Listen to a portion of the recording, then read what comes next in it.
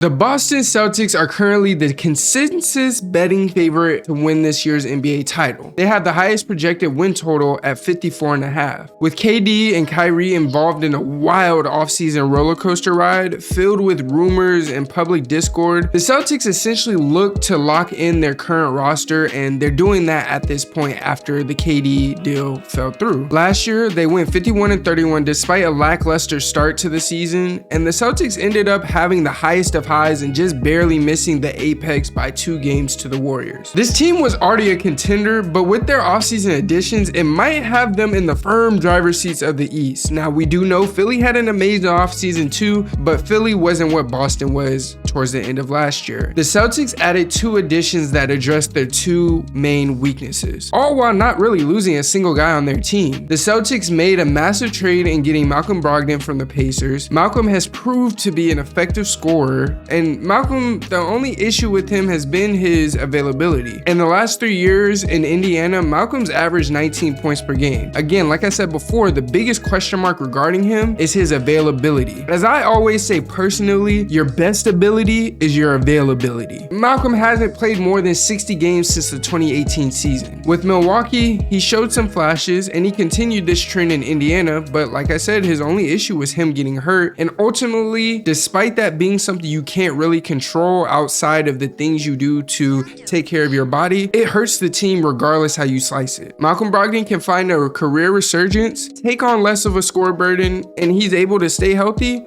He can find himself in a perfect fit for him with regards to Boston, and they both mutually help each other. Another signing that they had was Danilo Gallinari. Now, unfortunately, Gallo tore his ACL while playing for his native team Italy in the Euro qualifiers.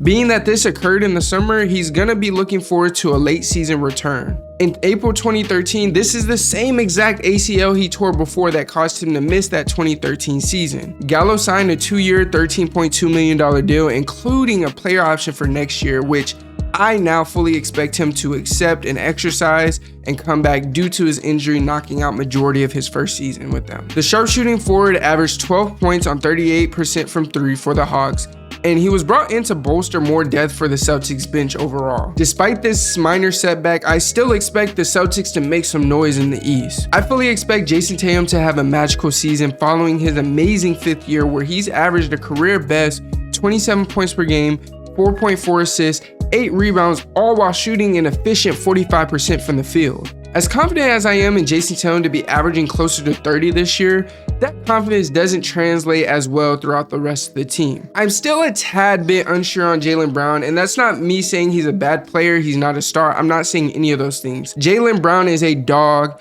He's one of the most underrated shooting guards in the game. So let me just preface that by saying that. However, there's times where he can be a bit inconsistent. This year, he did see his highest total in field goal percentage. However, there are some times in big games where he may take a 3-point shot that was not needed at that moment. He might take a shot that didn't work well through the offense before taking the shot and ultimately hinders them. We saw it in the playoffs, and it does happen from time to time. Again, that doesn't mean he's a bad player. He took a slight dip since his All-Star year, averaging a point less, but my main concern doesn't quite start and end with Jaylen.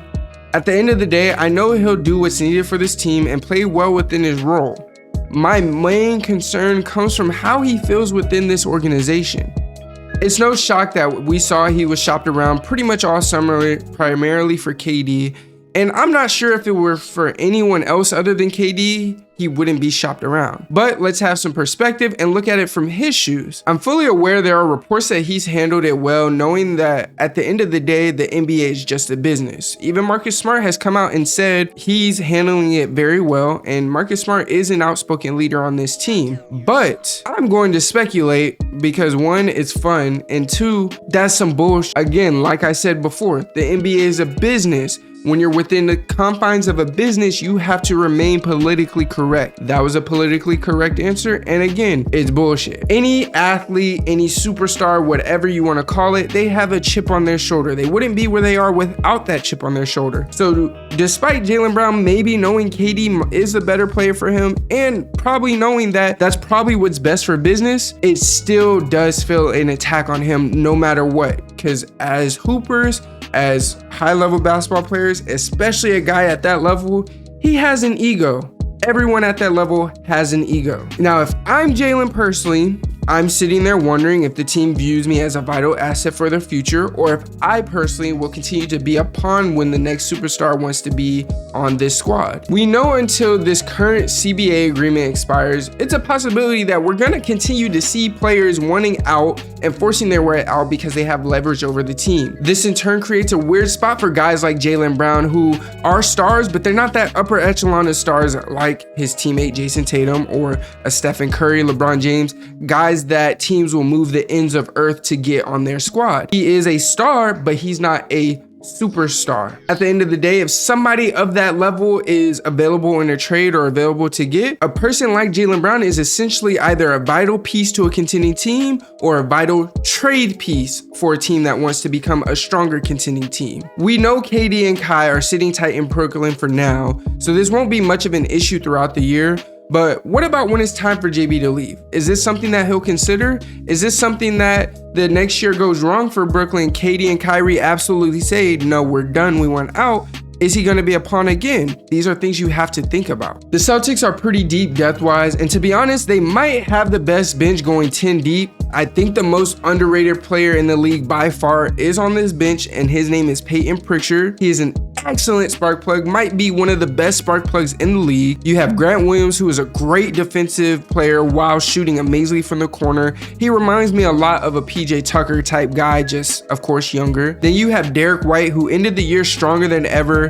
And then you got a great scorer in Brogdon coming off the bench to lead that bench lineup. Their starting five can literally switch 1 through 5, with the exception maybe being Marcus Smart, but he can hold his own sometimes. But regardless of any of that, this team is loaded, and they're coming back with a second-year coach that maybe should have won Coach of the Year. Maybe. I have an argument for it. And I think they're going to get to a jump start this year and finish this year stronger than they did last year, based off the end of last year, knowing how close they were to victory. I personally think the Celtics will find a way to win 57 games and even have a chance to go get 60. They are weak with regards to center and wing depth, but they make up for that in tenacity, amazing team defense, and high IQ basketball. If this team can find a way to round out their offense, they'll be a force, and I think the Celtics without a doubt will be number 1 in the East this year. They're my favorite team coming out of the East, which kind of hurts as a Lakers fan, but truthfully, they might take the chip home this year. Let me know what you guys think about the Celtics going into this 2022-2023 season.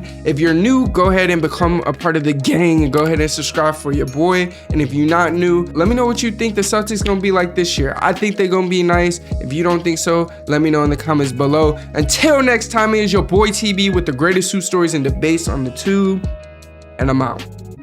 Peace. Rolling. New Mike Steph. We got football season tonight. Actually, it starts tonight. It's a good week. It's a good week. Y'all get a Steph banger. My bad. Y'all get a TB banger. And y'all get football on the same day, bro. Come on, man. That's crazy.